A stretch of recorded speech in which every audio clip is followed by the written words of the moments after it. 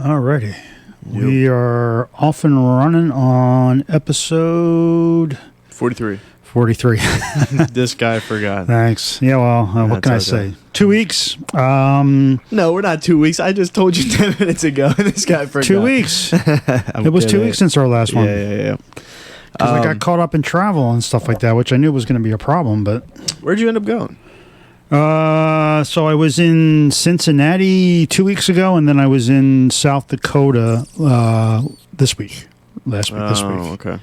Yeah, I mean, there's been a lot of, I feel like, news that's happened or broke within the past 2 weeks that I have a lot to talk about. I don't know if you do, but well, I mean, I'm sure we're going to talk about the same topics. I mean, let me just kick off by maybe, and I'll hold judgment until we get through this entire hour. But let me maybe talk about an apology to GoPro, because obviously we've had some technical issues over the last couple of video things, and I think I've got it figured out, right? So we sort of knew that we were recording in 5K, like 60 frames per second. It didn't make any sense, and that's, of course, what was happening. So it was overheating. So I think what we're doing here is we're downscaling to 2.7K, or we're recording at 2.7K at 60 frames a second. And I turned off GPS, right? Because it was doing everything. It was recording the GPS locations, and yeah, I mean, obviously we're here and we're not moving, so who gives a crap about that? So, fair enough. I think I've got the settings now. We might have to tweak it again, but this should now not overheat after 30 minutes. So, all right, yeah, I mean that we'll check in. We'll check in at the 35-minute mark, and if it's still running, then I'll give my full apologies to GoPro and. I know I was kind of pissed at him last time we talked. Well, but. yeah, I mean, fair enough, though. Like, I don't even think I know of anyone, unless you have one. I don't know anyone that has a 4K television, or, like, over 4K. You said 5K? You would have to have, like... It records in 5K, yeah. Yeah, I don't even know anyone that would have a monitor or television or something to watch at this point, you would need an 8K TV. I mean, everybody's got 4K TVs, but... I don't know anyone with an 8K is what I meant to say. No, not yet. I mean, it's only a matter of time. So, like I said, they're ahead of the game, so that's the cool thing. So, anyway, that's my mea culpa for bitching at GoPro unfairly, and I kind of knew I was just venting, but hopefully it'll work out. We'll see. I'm still having some problems with the power handle. We've got all kinds of cords attached to it to give it power, and also, so the other thing that was really weird, last time I was trying to funnel the mic feed into the GoPro so I could just pull the video and it would all be synced, and I had it last time, and it was really weird because the first 27 minutes of the recording were no audio at all on the GoPro. Oh, weird. And then all of a sudden in the 27th minute, the audio started. And I was like, what the hell happened there, right? Yeah. It was connected, and I don't know what happened. So I have it now. Again, I think what we're trying to do is have it synced, right? Yeah, our audio feed should be going right into the GoPro as the audio instead of it picking up from the microphone, which is crap. Crap in the sense it's not very good for podcasts, right? So we'll see. I mean, hopefully that'll all work out. If not, I'll layer over the podcaster thing like I have been doing, but I'd really like to avoid it because it'll just save me a little bit of headache with syncing. So anyway, that's it. We can get into things. I think we need to talk about clothes because I know 2 weeks ago we were like, yeah, we're about to launch the clothes, and then of course I traveled and didn't do anything. So my fault. We still have the tees here. We're going to take pictures after this podcast ends, and we are going to absolutely get them up. I think what we decided to do is we're going to Black Friday, right? Going to do a Black Friday thing. So they'll be up, I guess. They'll be up Friday. I promise, right? So we're going to have the tees out. Did we decide if we're going to take pre-orders on hoodies or we're going to hold off on that? Or? I think we're going to hold off on that until, because I don't know. Remember, the manufacturer's like thing is kind of up in the air with if she's going to do it or if her friend's going to do it. Like, oh, right. You know what I mean? She's moving. Yeah, she's moving. Got it. Yeah, so we'll have the tees up, and then we still have some leftover stuff from the previous generational drops. So it'll be up there. We'll have a Black Friday sale with that kind of stuff. Actually, a lot of that older stuff is up right now live on sale. So if you want to get your latest and greatest exclusive Minds wear, just go to the website, exmnds.com, exclusiveminds.com. what was it? US? I don't even remember. We have all these domains. Everythingbut.com, right? Everythingbut.com except for the exmnds.com. Right. I think if you go to exclusiveminds.podcast.com, you'll get there as well. We own that domain. But yeah, you can find us, and the links will be in the show notes as well. So if you want to help support us, go to the close, buy some stuff. That always helps. And then make sure you subscribe, make sure you like, make sure you leave some feedback on all the services. And again, video is now live on YouTube, which also will be up on Rumble. And I think Spotify has been video podcasts as well the last 2 episodes. At least I have been uploading video. Great. I don't listen to stuff on Spotify, so I never actually double checked it. But I don't watch on Spotify either. Everything should be video except for Apple, which is obviously audio only. I've been thinking a lot about that too, because now Apple's like arguably one of like the most profitable companies, and they're still raising their prices to, I guess, with inflation and everything. Yeah, I just got that memo, $32 for the one account thing or whatever. So I don't know if that means I'm going to change over to Spotify. I mean, granted, it's only like a couple dollars or whatever it is, but still, it's like if you have a competitor that does the same exact thing, like what sense does it make to go up? And I don't understand why that they're, like I said, they're like one of the most profitable companies. Why are they upping their price? They could probably take a hit for a couple months. There's a reason why they're the most profitable company, because they charge a serious margin for shit. I don't know. I just saw that and I was like, this doesn't add up quite. But hey, speaking of profitable companies, I guess you want to talk about like anything that involves the Twitter kind of stuff. I guess that would kind of be like the good. Yeah, so I'm trying to think. It's funny. And now that we're kind of doing it twice or bi-weekly, I sometimes forget where we left off. Right. So I think the last podcast we talked about the fact that he officially bought Twitter. Yes, yep. But obviously in those 2 weeks, everything has happened. Kind of gone off the rails again, and it's just entertaining to watch, right? So I think the latest is that like 75% of their workforce has either been fired or left the company. And the funny thing is you don't notice any issues with the service, right? Yeah. So what initially happened was when he bought it, like Joe said, a bunch of people left or he fired them or whatever because of the fact that I think one was no one wanted to go into the office or some sort of one part of the it. Things. And then on top of that, he's like, what do all these people do? He's like, we have like a team of whatever it is now that's doing the same exact thing that this team of 3 times was doing before, right? I think when he took it over, they had 7,500 employees. And now they're down to like a skeleton crew, or suppose Sure, yeah. I mean, the media is like the media wants it to fail so bad. I know, like they're frothing at the mouth, like just wanting it to go bad. Well, there was so many reports of it. Everything's like, okay, what's going on? There was a bunch of reports of like Twitter going down, or if this goes down, but it's like, why would you tweet that Twitter's going down? That wouldn't necessarily make any sense of it going down. Like, right? And I know a bunch of people were hating on the scale of the $8 per month verification stuff. Even we kind of joked about that. Like, it's gone now, right? I mean, what's gone? He's not charging $8 anymore. It was on, and then I think he canceled it as fast because what ended up happening. I don't know if you caught this, right? Was I don't know. They implemented the $8 thing where you instantly get a blue check mark. If you're paying, they give you a blue check mark. So immediately the trolls jumped in and paid $8, and so all of a sudden you had like LeBron James with a blue check mark, and it wasn't LeBron James, right? So he's like, okay, this is a mess.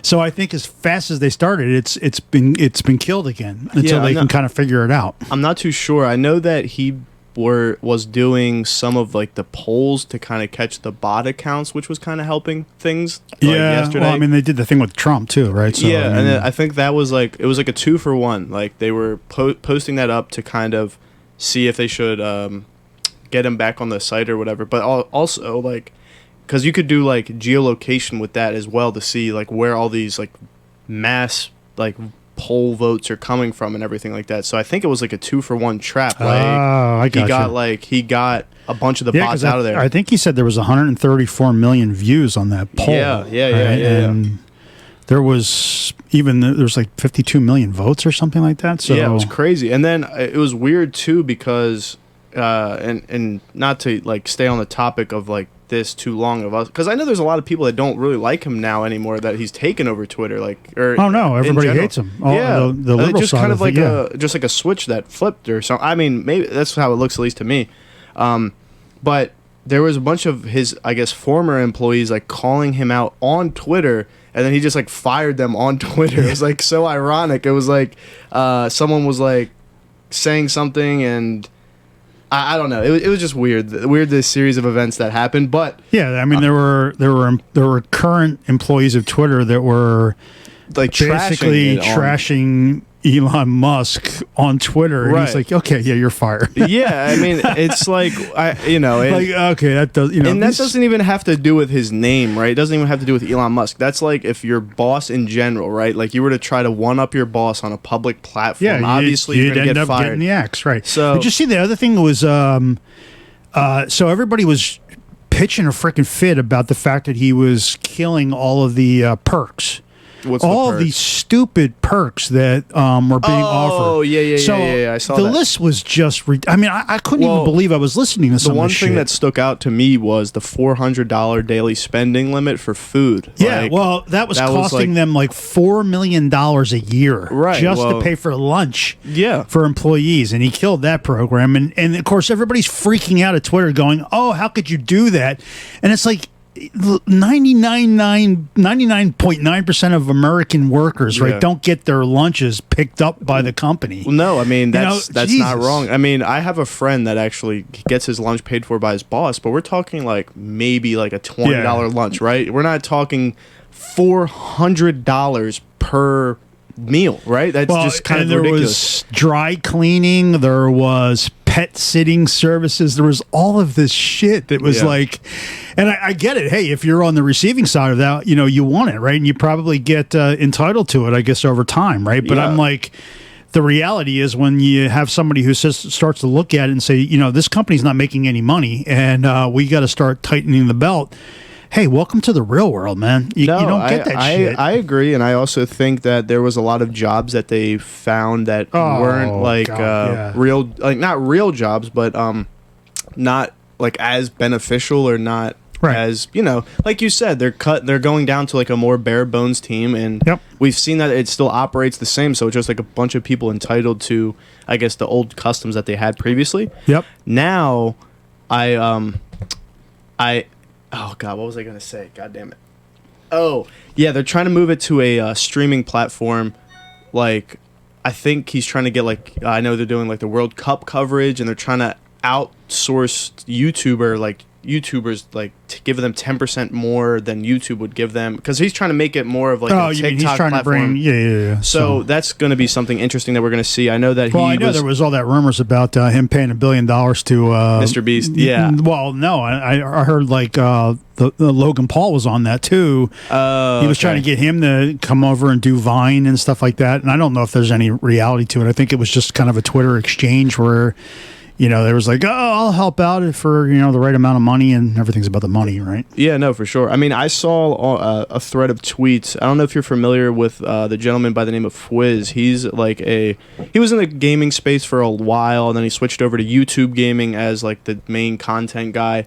But he replied to a thread between Elon Musk and this other guy, Sawyer Merritt, and basically was just saying about how he could benefit from YouTube based off of his experience. And he said he ran the gaming, this is Fwiz saying this, he ran gaming at YouTube for almost 8 years. YouTube's monetization is pretty damn good, and it would be considerable to MGs to ensure that this bump, but definitely would draw more eyeballs to the platform. Gaming alone had over 350 million logged in a daily user when I was at YouTube. And then Elon Musk said, join Twitter. So he's trying to build that platform up, right? Yeah, he's a smart guy, man. Yeah, so I think there's definitely going to be definitely a change to that. Also, I don't want to get too far off the topic, but did you happen to see like any of the day in the lives from the Twitter employees that were like currently working there before he took over, and then after the fact he took over? I saw that there was a lot of that shit going on. I just didn't really get into it. Okay, so like some of the day in the lives were like, show up to work at 9 o'clock. Go get a coffee. And then, it was just so pathetic. It was like go attend to one of our meetings. Now that I'm tired, I take a quick power nap. And then now I go get lunch, and then they had like a wine bar or something on site, so then they would get wine. Yeah, it was so disconnected from reality. It was ridiculous. So then that's also to say that I think that we could be seeing a bigger picture with the whole Twitter platform.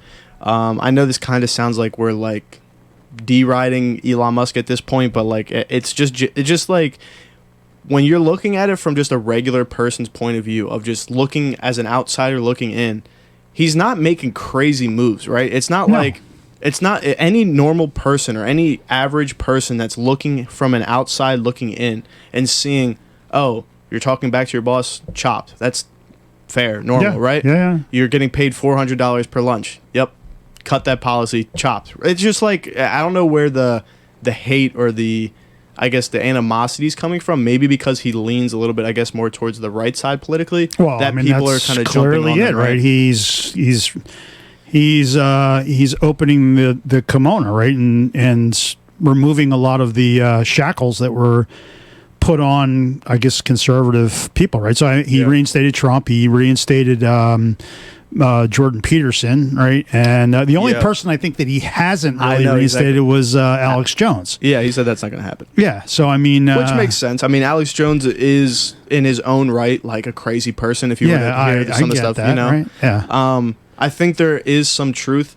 He also made it a point to say that there is no I know freedom of speech or something, but no freedom of reach. So like anything that's considered like hating or like a red flag, it just gets what do you call that, blacklisted or whatever, just pushed to the back. Well, I mean, the other thing is he didn't spend less than 10 minutes to start fact checking Biden. Right, so did he? I didn't see some of the presidential posts were immediately fact checked because that's the long running thing, right? Is all these conservatives were getting nailed with these fact checks, and liberals never did, right? And then all of a sudden they started fact checking Biden, and that was like a shitstorm. Yeah, what was that? Like, so I forget. It was something about he was talking about how Social Security recipients were getting the highest increase in their Social Security benefits in whatever it was, 30 years or something like that, right? So he was basically taking credit for this, massive pay increase in Social Security. But what you don't, if you're looking at that, you're going, oh, that's wonderful, right? But the reality is it's based on the inflation rate. So the only reason that the seniors are getting this big bump in their Social Security is because inflation has gone through the freaking roof, right? So it's not necessarily a good thing, right? You're getting more money, but you're also paying a shitload more for everything you're buying. So it's a wash, right? And he had nothing to do with it. So it was like he was trying to take credit for it. And so the fact check was basically giving it the context that it was missing, which is something that they've done a bunch of times with with a lot of the right. And so that was like immediate, and of course people get all pissed off about it. No, fair enough. And it was just a legitimate fact check in the sense of the word, right? So he's been doing a lot of that. And that's the thing where it's very interesting you bring that point up, because as someone who's not seeking political news, you'll never know about that. Like I'll never know. I would know otherwise never know about that, right? And I always find it interesting when someone that is a little bit more involved with politics, they find the nuggets that people who are just kind of, let's just say, in the middle or not necessarily seeing that information, you would never know about it, right? Yeah, and I mean that's my mistake, is I go about my day assuming that everybody kind of watches political news or listens to political news podcasts like I do, right? So I always kind of go by the assumption that everybody's at least got some, I don't want to say education, but has visibility into a lot of these things that are going on. And then the reality sets in that people aren't like me, right? They could give two shits about watching Fox News or CNN, right? They don't care. They catch it on whatever it is, the mainstream news that comes on for 30 minutes, or they hear about it just anecdotally, and they just don't follow it. And I think that was the reason why the Hunter Biden laptop story was such a big deal, right? Because the media suppressed it, even though it was all real, and yeah. And guys like me knew about it, But yeah, I could see how people just it's just something where I feel like if you're in the space, you definitely understand that information. I mean, right? It's the same thing that we could talk about with like NFTs or crypto. Yeah, If you're in the space, you're knowing we're all going to this. talk about that. We are definitely going to talk about that, and don't worry, that's all my things to talk about. But it's like if you are someone that is in the space, you'll know like the smaller hiccups that pop up versus the larger ones, and then obviously, like you said, the Hunter Biden laptop, that would be like the FTX bank, like that whole, which we'll get into soon. So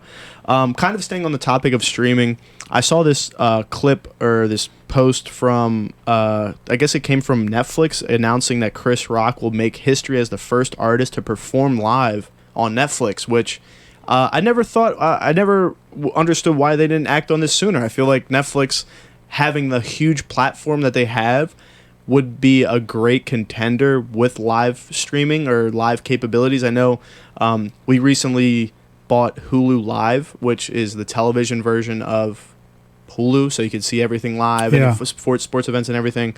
I don't think Netflix ever had anything like that, and now I guess he's going to be the first person to do that. I would imagine that, I mean, I don't know for sure, but I mean, fundamentally, there's probably some behind-the-scenes technology differences between live streams and recorded streams, right? Yeah, I would absolutely agree. I think this could be the start of something great. Where, imagine, like, think about from a content creator's perspective. If you were one of those people that got approved to stream on the platform, the amount of eyeballs and the amount of monetization that could go into that creator, right? Like, that could be like a huge opportunity for a lot of these guys. Obviously, Chris Rock being established, he doesn't necessarily need that. But think about like the up and coming guys who signed like a 5-year Netflix streaming deal, right? Like that could be a huge spot where there's not currently a space for that they could implement in, because we never had a paid streaming service, I guess, like entry, like a barrier like that before. Yeah, I mean, I guess. I mean, YouTube's got all of them do. I think like doesn't Rumble and YouTube have like you can pay to kind of have special access to YouTube channels and stuff like that? I'm not too familiar. I'm saying more so like paying for a subscription to then where you could see everything from. So you're paying Netflix to get into their platform, and then from there it's all free. But like you just have to pay that entry barrier, I guess you could say, that entry wall, the firewall there. Yeah, I guess. I don't know. I think it could be a good opportunity. It would be something that I feel like a lot of people wouldn't expect, or maybe they necessarily wouldn't expect it, but they wouldn't be surprised if it did happen, right? So that's something that could come to fruition. I guess now that we kind of grazed over the topic and we have a couple other lighter topics that we'll kind of end on, we can get into the meat and potatoes with this whole, I guess, FTX. Oh, boy. Yeah, FTX thing. And kind of, I guess, if we wouldn't mind, just I could give a little background of what it is, and then you could kind of go from there if that's cool. Yeah, sure. All right, sweet. So, FTX, for people who don't know, is a cryptocurrency company. It's a Bahama-based cryptocurrency exchange. Now, keep in mind, I don't know all the logistics, because from what I understand, this is like a iceberg scenario where you know the top, and then there's like a bunch of undercarriage and all that different type of jazz. So they are a Bahama-based cryptocurrency exchange. So think like Coinbase or Binance, one of those big companies where you could exchange crypto. It was founded in 2019. It peaked in 2021, having over 1 million users, was the third largest cryptocurrency exchange by volume. And November 11th, which was 9 days ago, I think, has been bankrupted, and they're following up in court trying to, I guess, liquidate their crisis or whatever. So, it is a complete freaking shit show. May I add that the CEO and the team working around this, there were like a polyamorous or we just talked about how, like, you know, people don't really have visibility or knowledge to, you know, if you're not closely following this stuff, right? You kind of look at it and you go, okay, it's FTX, it's the second largest global crypto exchange on the planet, right? So you equate that to like a bank, right? So you're thinking, okay, they're the second largest one, so that's like, you know, that's like JP Morgan, right? They must be legit, right? Yeah. And you know, you don't, if you're not following, right, you haven't seen like these videos of these the people that are running this company being interviewed on these podcasts, and you're like, if you saw any of the videos of these people talking, you would have instantly taken your money and you would have run as fast as you could have possibly done. And we just talked about that with Elon. He talked to the guy for no more than 5 minutes, but the guy had like, when he was trying to acquire Twitter, he was willing to give him like a lump sum of like billions of dollars. And him being a guy that's like intelligent, being obviously a rich person, I saw this clip on Joe Rogan, but he was like, yeah, if you're having all this money liquid, you're not running the business how it's supposed to be, right? Like, yeah.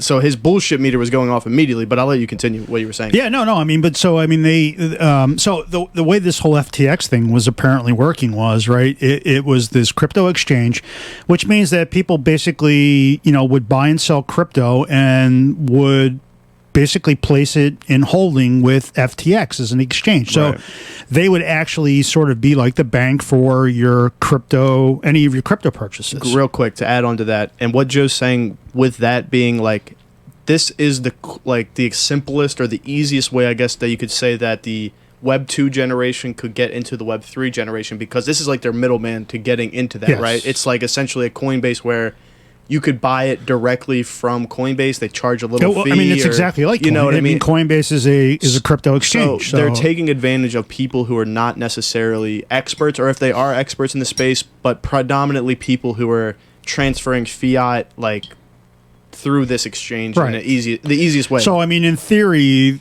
the way they were supposed to be, in theory, an exchange makes money by basically cashing in on the transactional fees, right? So they're not, and you as a, like, say I buy 10 Bitcoin, right? It's $500 million or $50 million or something like that, right?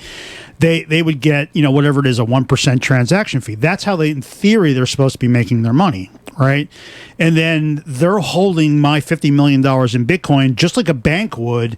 And in their prospectus or in their, their T's and C's, it basically says that we are not doing anything with your crypto, right? Yeah. It's in there, it's there, right? So everybody's assuming that, okay, they're holding my thing and they're making money on the transactions, or they're making money on, maintenance fees for the account, whatever's predetermined, right? Mm-hmm. When the reality is what's going on is this dude has apparently been taking all of the deposits, and then he was basically funneling it off to this Alameda Capital, which was like a subsidiary that was run by his girlfriend. And I'm telling you, if you saw the interviews of her, you would have been like, what the F is going on here? I saw 2 clips, and she was like... And we're not talking like tens of thousands of dollars. We're talking hundreds of millions of, not billions of dollars. I was going to say, yeah. And this chick was in charge of it. And I'm like, holy shit.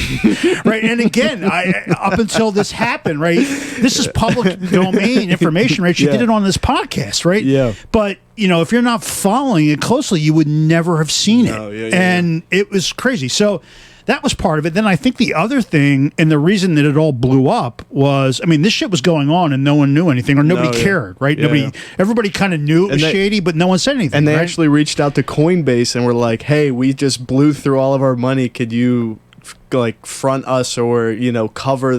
So what happens is they apparently created the FTX crypto coin. Okay. So they kind of created their own crypto coin, right? And they basically do what crypto coins do, right? They issued, and I don't know the exact numbers, but they issued, I don't know, X amount, sure, like $4 billion worth of these crypto coins, and they actually got some of these big hedge funds to actually pay for it. Like I forget who it was. I don't know if it was Sequoia, but I know Kevin Lowry or Kevin O'Lowry or Larry or whatever. O'Leary. Yeah, the one that's on Shark Tank. He was like a big supporter behind it too. Like I don't know if he knew exactly what was going on, but he was like advocating for it heavily. I don't know if these people. So I mean, it's like the Tom Brady's and the Shaquille O'Neal's and the Steph Curry's, and I'm sure they all got like, hey, we'll give you 1% of the crypto coin if you promote it, right? And they're all sitting there going, and I know like. In Tom Brady's case, I heard the rumor was that on paper he thought he was worth $650 million, right? Okay. And he's going to end up with nothing, and he's also going to get sued, right? Who Tom Brady is? Yeah. Well, all the stars are getting sued because of this conspiracy that they were basically promoting and stuff. But so anyway, so they created this FTX coin. They actually got New York City or legitimate brokerage houses on Wall Street to actually pay in and fund it and buy some of this crypto coin. But where it really unraveled, and this is freaking brilliant in my book, is the main competitor to FTX is this company called Binance. Yeah, Binance. And Binance is the biggest crypto trading company, right? And I think it super legit. I'm not sure if it's a Chinese guy or he might be Indonesian or something, right? He's Asia Pac, but he ended up, I guess he looked at it and said, yeah, this is horse shit too. Like he knew it. Yeah. And so I don't know exactly what happened, but Binance bought a bunch of this FTX coin knowing that it was horse shit. They bought a lot of it. Oh, really? And then they, I don't know if they immediately did it or they waited, and then they cashed out of it. Oh, so shit. they didn't end up losing any money. But what happened was when everybody in the market said, oh, what's going on here? Binance just cashed out of their 50% stake in this FTX coin. Everybody else cashed out. Oh, and so all of a sudden, it's the Ponzi scheme gets discovered, right? It's how Bernie Madoff got discovered, right? Because all of a sudden now there's all these requests to get my money out, and the money's not there, and they can't pay it. So they're like, yeah, we're delaying, paying you out. And that's how it got exposed. So the guy who runs the number one crypto exchange and the number one competitor of FTX was the one who pretty much buried these guys and disclosed the whole thing. Yeah, Binance has been around for years. I mean, seriously, it's a movie, man. But I tell you, I watched those videos of this chick talking, and I was just losing brain cells or what? And it's amazing. I mean, and obviously this guy was donating heavily to all the. You hear that it's mainly it was mainly Democratic funding. So that's where I. But I know that he's also been giving the Republicans and stuff like that. So he was obviously just pumping this money out to just. Who knows? Elevate his profile, stroke his ego. Yeah, so this is the biggest example of how, I guess now I'm going to kind of reference it back to the Web3 had a reach on kind of everyone's daily lives, because that FTX coin, I first heard about that because they actually sponsored an esports team by the name of TSM. It was TSM FTX. Now all this stuff's coming out and they're dropping the name and everything like that because they're like, yeah, this is not going to be a good look, right? They this had is going to be stadium deals. They financed, or they were the sponsor for the Mercedes F1 Formula One team. Yeah, they had a bunch of that. They had a lot of real life things that they implemented besides just Web3. But they were basically taking people's money and basically using it as a bank for themselves. Now going back to what we talked about, they had 10 people in the Bahamas that were all in. Sleeping with each other. He's like, it was like a weird ass fucking thing. Look, I heard those stories, and it's almost irrelevant to the story. It kind of shows how effed up it was. But I mean, who really cares? Yeah, right? and then they paid this YouTuber to go up to that, record a day in the life or something like that, and they were just he was just saying why he does it or what his drive is, and he's just I just want to help people and all this stuff. And come to find out, he's fucking up everyone's money, So that happens. I also heard that the guy that was. That did the movie $1 Million Ball or what was it? The baseball movie $1 Million Moneyball. Yes. Yeah. He was actually doing a live piece on that guy when this whole thing went down. So if he has a documentary coming out, I would say that's going to be a must watch. Exposing it or promoting it? No, so he was there before everything came out, right? This all came down what was it, February 11th or February 10th? Yeah. He was there before that happened, of just kind of yo, what's your drive to do all this? How'd you get this empire of billions of dollars to do all this? It happened, and I guess he's still talking with him, or he's still going to go through with making this film or making some sort of documentary of the whole collapse. So it'll be it's just what are the timing, what are the odds of that happening? I have a timeline here. I found this off of Twitter, so don't necessarily take it to heart, but it said in April 25th, Biden announced his presidential campaign. 13 days later, Sam Bankman-Fried, I guess that's the guy's name, Fried, son of Barbara Fried, who is a professor and co-founder of the political fundraising corporate Mind the Gap, launches the FTX crypto exchange. The company or the exchange magically is an overnight success. FBF becomes the biggest donor to Biden. Election day, FTX implodes completely. If you think the scandal is done, it gets even deeper. Gabe Bankman-Fried, the brother of Sam, also the former Jade Street trader, is funding guarding against the pandemics. He was later legislative component for the U.S. House of Representatives and an advisor to the large political donors to the Democrat Party. Oh my God, these are all these people that are in. The aunt of the Frieds was a WEF member on the Global Agenda Council in the Aging. The father, Joseph Bankman, is a Stanford professor who had lobbied on behalf of the hedge fund managers. And they've got some sort of relationship with Gensler, who is the Securities and Exchange Commission head. Yeah.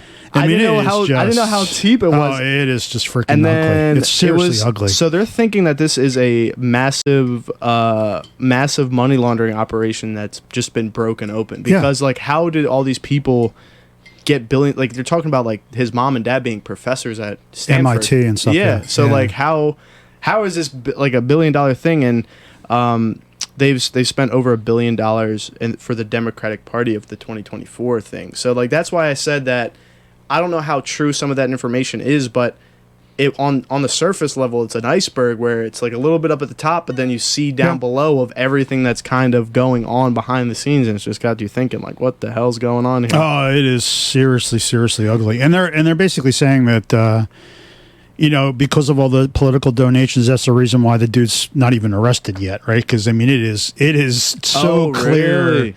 Well, I mean, it's so clear that this is just blatant, fraud, right? Yeah. I mean, you can't hide behind what's happened. And apparently there was not even a board of directors on their team. Well, like, so, I mean, I think on the guy who... So he quit, right? And I guess they've hired this guy who actually was the one who stepped in when they were blowing up Enron and trying to recover all this money. So the guy who's now the CEO of this company is the guy who, helped liquidate Enron. And so he was appointed, I guess, by the court or something like that. But this guy, he's not even there a week. And he goes, this is the most blatant, corruption and just poor use and implementation of the rules that he's ever seen in a company. Yeah. I mean, I think it's one of those situations where people from the outside were just waiting for one of those crypto scams to kind of just fall, and this was just the biggest one by far. Right? Well, and then we're talking about how, like, a week before this whole thing came down, this guy had a crypto summit with, like, Bill Clinton speaking. Oh, yeah. And, I did see that. It was like a $2,000. Orlando Bloom was there, and it was just like, oh my God, like, all these people, and it just shows you. You pay me, and I'll show up and talk about anything, and it's just like, oh, it's a mess. Yeah, I mean, he, like I said, man, he was worth, his company was worth anything now, right? He was worth billions of dollars, and now he's worth nothing. They also declared bankruptcy right after all of this. They're getting exposed, and there were reports of him taking a private jet from Bahamas to Argentina. I don't think that happened, but I mean, it's quite the tale, and it's going to be interesting to see how it plays out. I mean, the bottom line is, I mean, I would think the credibility of crypto has just got to be at complete rock bottom at this point. It's interesting that I think Bitcoin's down to now 16K. Yeah. So it was sort of in that 20K range for probably the better part of a year, and then this thing dropped at about 4K, and I don't know. I mean, I mean, it's pretty clear to me that if you invest in crypto, you got some serious, you got some intestinal fortitude, because it's a freaking wild west. Absolutely. I think this is definitely, like, probably one of the lower points that we've had over the past couple of years. I don't know the exact numbers, but I think, like, the whole market's down like 70% or something like that. So yeah, it's definitely a rough scene right now. I think that it's just a setback while we were kind of on the down right now. So when time, I'm always like a believer that it will come back, and obviously, like you're saying, it kind of just goes up and down, ebbs and flows, right? So I think it'll come back up here soon. It's going to be a cold winter, I think, so we'll just have to hold back and kind of wait to see what happens with that. Well, I mean, I think what everybody's expecting at this point is now, all the government is going to really F it up, because they're going to get involved. Now they're going to regulate the shit out of it, and it's going to be a friggin' shit show. One thing we missed on this, and we could kind of end it on that too, is there was apparently the world's first auditing company, Web3 auditing company, and they were... What the hell is Web3? I mean, honestly. That's just like crypto. I love these terms. Web2, Web3. Like, so think of Web2. What the hell is Web2 and Web3? Web2 is like .com. That's just like .com era of things, just like regular, Okay. go on your computer, do it, anything like that. Web3 is crypto, NFTs, anything in the other side of like... Because I thought Web3 was like the VR, AR... Oh, I mean, it could be. I don't know. Like Web 2, Yeah, Web 1 was .com. Web 2 was crypto and NFT, and Web 3 is... Because Web 3 isn't really here yet. No, I think, I mean, it could... That's the metaverse. VR, I could see VR being a part of that. Yeah, I could see that. But no, when I say Web 3, it's like NFTs and crypto, more or less. Okay, well, all right. So, yeah. But yeah, apparently this is the issue, right? What are we, Yeah. what are we talking about here? Yeah, well, there's no, I guess, guidelines. 40 minutes in, and the camera has not overheated. Way to go, It's been GoPro. 40 minutes? Yes. Holy shit. We were kind of... Yeah. So, I mean, kudos to GoPro. Again, Yeah. I need to, hey, when I was venting and pretty harsh on them, and RTFM, for those that don't know what that is, read the manual, and then you'll know what RTFM means. Yeah. Or our FTX the manual. No. So, real quick, now that we're kind of shifting gears, and this is just like kind of like a more lighthearted topic, I wanted to ask you, right? How much money do you think every single year that Mariah Carey makes off of the Christmas song that she has? All I Want from Christmas. Because I can't. You can't wrap your head around the residuals. So that she listen gets paid? here, I can't. This is something that was like unspoken about, like until like we were in Hobby Lobby or something, and I started hearing the music, and then it was funny that like this guy Academics I follow posted All I Want for Christmas Is You re-entered the top 50, and then it said that it had 1.88 million streams already, and it's not even Thanksgiving yet. So I want to know how much you think that she's pulling in per month. I think I looked up one time because I was curious about that, and it was like they get paid like, I forget what it was, like $0.015 a stream or something like that. So okay, yeah, you might know that part of it. So I mean, if it was 1 million streams a day, that's like $100,000 a day. So that's like $3 million a month. So I mean, I'm assuming that I'm off because the way you're reacting, it's probably even more than that. But so no, yeah, I mean, but like according to a 2017 report, she earns between $600,000 and $1 million in royalties. Yeah, okay. Per annually, right? With 1 million or with 2.6 million coming in from the United States alone. So that's just like, I would imagine like retailers and stuff like that maybe playing her stuff. Or I wonder how radio stations and I would imagine where that comes from. But it's just crazy because she has like an infinite money glitch at this point. Like she could just like just chilling. I mean, that's why I mean any of these any of these huge rock bands and anybody that has this recurring thing, they're set for life, man. They got it set. An economist who like kind of studied the song, I guess, a little bit more than I have, obviously, said that since it started in 1994, he's expected since and this, like I said, came out in 2016 or 2017. Was $60 million.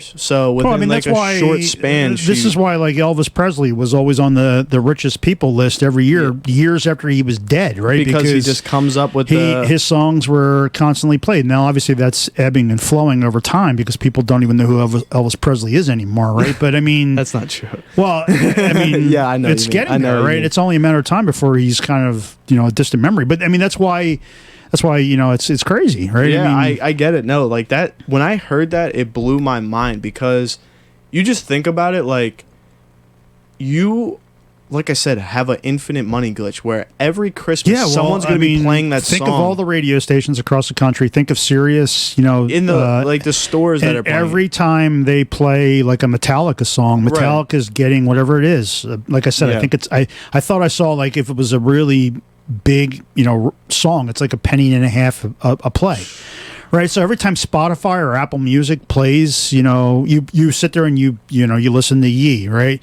Every time you play a Yee song, right, he's getting that kickback, and it's you go, oh, it's only like $0.015, but think about it, like after so many streams, if it's 1 million plays, right, that's it's tens of thousands of dollars for basically every month coming in. Absolutely, no, I saw that and I was shocked. I was like, content. More people need to be talking about content. That's the reason why everybody's so focused on content. You mentioned Yee, and it's funny because where people primarily buy Yee's shoes is StockX, but they're no longer StockX pull them? No. Oh. They removed the claims that their sneakers are authentic. So they're no longer like authenticizing their shoes, or at least they're not claiming that they're doing it. But that was like the main thing with StockX and GOAT, was that they would authenticize their shoes. Now it's now they're authenticate. What the hell did you just say? Authentic what? Authenticizing? What did I say? You just made up a word. Okay. Dude. I didn't even realize. They are no longer authenticating their shoes. So I don't know if that's a smart business plan, or if that was like I wonder if they were getting massively burned on that. Well, there was a rumor a couple years ago that they weren't even doing it anyway. They would get sent real shoes, and then some of the employees, because I guess they work from remote locations, would just swap the shoes for fake shoes and keep the real ones and send the fake ones. That was like a rumor that a couple of years back. I don't know if anything. I never bought anything from StockX. So I mean, unless I got it, directly from Adidas, I never bought shoes. Yeah, I mean, I just went to. As a matter of fact, I want to vent about Adidas. Those effers, they're still they refunded me on the one pair. I had the two pairs. Yeah. So Joe bought two pairs of shoes a couple weeks ago. So I mean, the one pair they refunded my money. They were both Yeezys, right? Yeah. Okay, they were both Yeezys. The second one, FedEx claims they delivered and they didn't. Right. Is that the one you got your money back for? I haven't. No, that's the one I haven't got my money back. Right. They were supposed to do an audit, and I don't know. So you're out $220 essentially. $210 right now. Jeez, man, that's rough. That's really rough. I mean, I went to New York yesterday, and I was like, I would always go to the Adidas store just like to kind of see if they would have the Yeezys in stock, or like see if they had anything like that. But I just like my main focus yesterday was I preferred to go to Nike over Adidas, and that was like the main thing. Like, because it was weird thinking about it. I was like, should I go to there to see if I was like, oh wait, he's not even, his shoes are not even there. Yeah, but they have I always like Adidas stuff. Like, I do like their like track pants are really nice. They have a couple cool things, but I went to Nike, and so how was the vibe up there, man? Was it like? It was good. Yeah, I mean, a couple years back, me, you, and Noah went, and you took me to that like the meat packing district. It's called Chelsea area. And I really like the vibe of that. Like, it's like cobblestone floors, and it was just really cool. Like, I definitely like it. It's more like, I guess, like localized, versus like localized with Hermes or cool. That's why I put it in quotes. As opposed to like Times Square, where you have like shoulder to shoulder touching. Times Square's a friggin' So we went around there, and it was great. I mean, we had a good time. We went to the Chelsea market, got to see all the different shops in there. They had like the lights all around New York. You could definitely tell it's a little bit different, just a little bit. Like, obviously, like, I feel like there is, I don't know, maybe a sense of like people not wanting to be super, super close to each other anymore, even though it's like ironic because it is New York. But from what I've experienced, it was pretty normalized, I guess you could say. Yeah, as much as it could. We went to the Starbucks thing that we talked about. I got this coffee in there. It's the it's growing on me, by the way. Good. I'm glad you like it. It's a whiskey, aged whiskey barrel coffee. No whiskey is infused with it, but it was like the way that the beans were aged. It was in the whiskey barrel. They put the beans in a whiskey barrel. Yeah, so you can definitely taste the whiskey. Oh my God, it's so good. I tried it yesterday, and I immediately bought it. Now it was $42 per bag, so I kind of have some reserves about that. It's not a pound bag. It's like it's like a 6 ounce bag. Too. Yeah, it's not a huge bag. So definitely for special occasions, I'll bring it out or something like that. But it was super good. I mean, I never thought I would spend that much money, but I love coffee, right? Like that's kind of our thing. We love coffee. I was like, if I'm gonna buy it, I might as well buy a coffee that I truly enjoy. They had a bunch of cool stuff in there, though. They had so what was weird is, you go in, the downstairs is where it's like a lounge area. Yeah. There was no barista there. I don't know if they were maybe on lunch or no one was like ordering. You couldn't get the flight there, so you had to go to the second story and order your stuff there. So I don't know if they might be having a head count. Maybe people. They had a thing on this door that said help. Yeah, that doesn't surprise me. So I mean, that might be it, because I mean, you always went downstairs and basically got service down there. Because there's always like 2 or 3 baristas that would circle around, and there wasn't that this time. Maybe I just caught it on the bad day. But it was funny though. We went there, and 3 or 4 of the current employees were outside striking against Starbucks, because they're like, there's mold in the machines or something weird, and they had actual signs with the pictures and stuff like that. Oh God! And my friend Wade, he just likes to mess with them. He went over to them. What did he said? Are you guys still clocked in? And they're like, yeah, we're getting paid. And he's like, no fucking way. And then he just walked away from them. Oh my God. But yeah, they're actually out there still getting paid. And he was just like, well, messing with now them. you know why there were no baristas downstairs, because they're out on the friggin' picket line. Yeah, So I mean, what were they bitching about? So union or there was a thing that said their health conditions are not up to standard, and they were basically saying that we're gonna stay on strike until they fix the problem of the dirty work environment. And I guess there was more to it, because that's the main thing. Yeah, there had to be something. There was more to it, because the first thing was don't go in because there's mold. But then they had a whole like section of like a stand where they had info packets. So I would imagine there's a little bit more to they want more that. money, or maybe something. more Come money on. to clean it. So like they would want more money to clean. No, the employees want more money per hour to have to clean up the mess. Okay, that, maybe, but I mean, it's that's the bait, right? It's got mold. There's I mean, always something. First of all, if you know anything about New York, right? They inspect the shit out of that stuff, right? They even inspect the wood. Like there was like some wood. And I'm sure they have the A+ certificate right there at the door, meaning that it's passed with flying colors, right? Yeah. And mold and that kind of shit would never ever pass. I mean, we were so it's a crock. We went to a Chick-fil-A and we were waiting by the bathroom, which was fucking bullshit. They made you have to bathrooms for customers only. So I got a cup of water, which is free, by the way. I got a receipt in the bathroom. The bathroom number's on there. It's bullshit, by the way. Anyway, we were sitting by the bathroom, and the wood, it had like a little thing on it and said this wood was made with like no germ-free chemicals or something. So like everything, I feel like in New York, as much as people want to say that it's dirty on the outside, there is a lot of regulation. I feel like that goes, like you said, like they have to have that A+, rating or whatever it is. It's got a certificate. Yeah. So they had that, but a couple years back, but the time before I went with you, we went to the Kith store, and there's like Kith, I guess, uses like fur for some of their shoes, and we were going into the Kith store, and there's people outside protesting against animal rights stuff.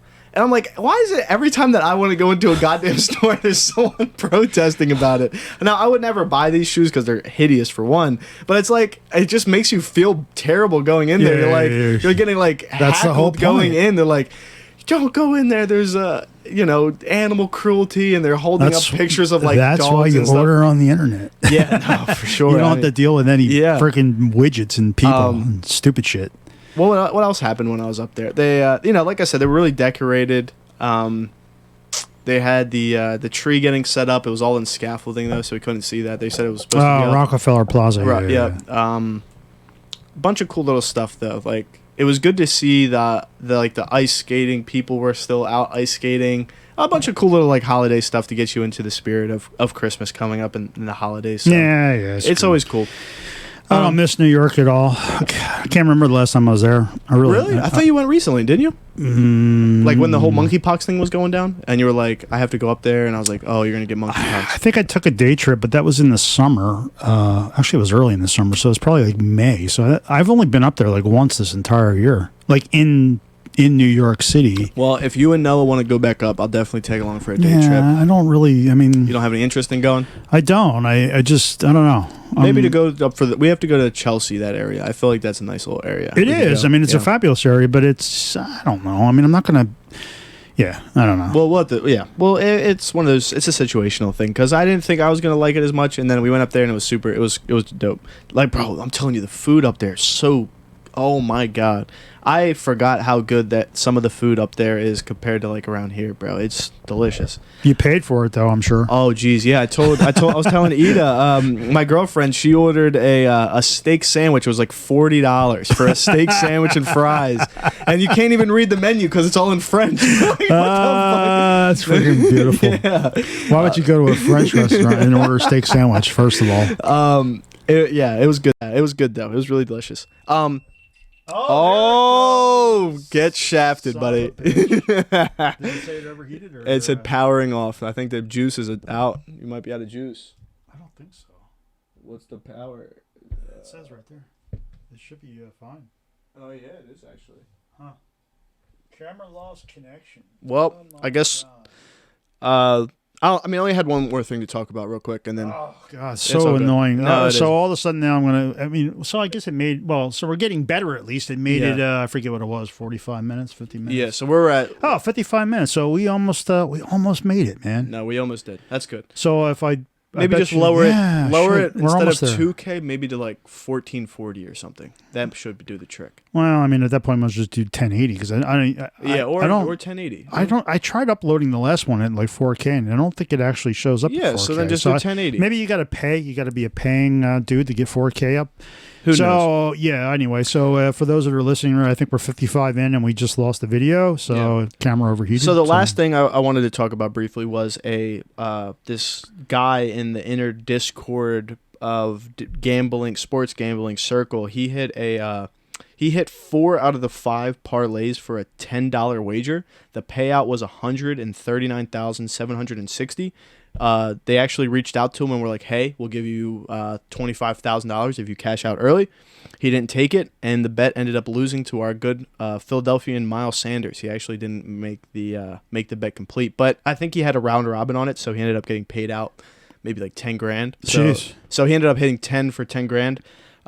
Obviously, 140 would have been better. But yeah, that's why it's called gambling. Yeah, no, it was actually crazy. So that didn't happen, but you get into those freaking crazy ass parlay bets. That shit's just pure ass luck. It is crazy luck. That's why they pay out so much. When you pay, when you're betting $10 to win $140,000, you know your odds are super long, and that shit doesn't get paid out very often. And absolutely, you cannot sit there and tell me there's any skill or any analytical bullshit in that. You are fucking shit ass lucky. Yeah, and today's Sunday. Last Sunday we had Monday we had a really rough game against the Commanders. We don't even have to go into it. Bad. That was a fucking shit show, dude. That game was bad. No, it was terrible. Like, we even had like a point where we're like, okay, who was it? Watkins. He had like a long, it was like a one-on-one catch. Yeah, he beat caught the guy it, and the dude in the took it out one-on-one. of his hands. And then he rolled on the ground, got back up, and the guy smacked the ball out of his hands.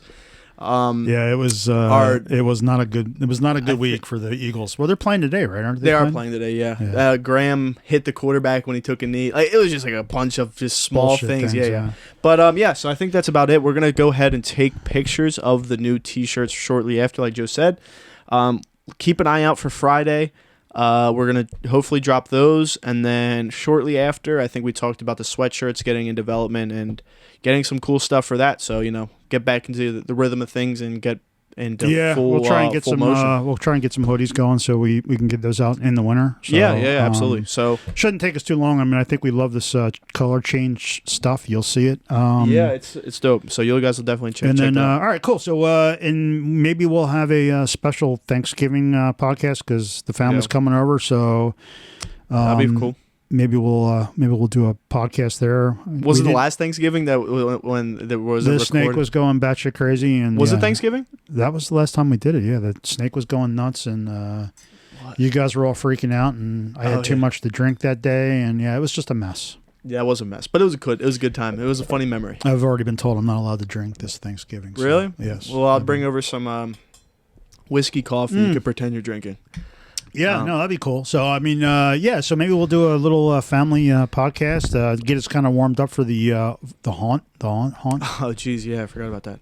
Yeah, we'll have to talk to her about that. Get her on, talk about debriefing the mission. She'll give us the prelim on the haunted house stuff. Sorry.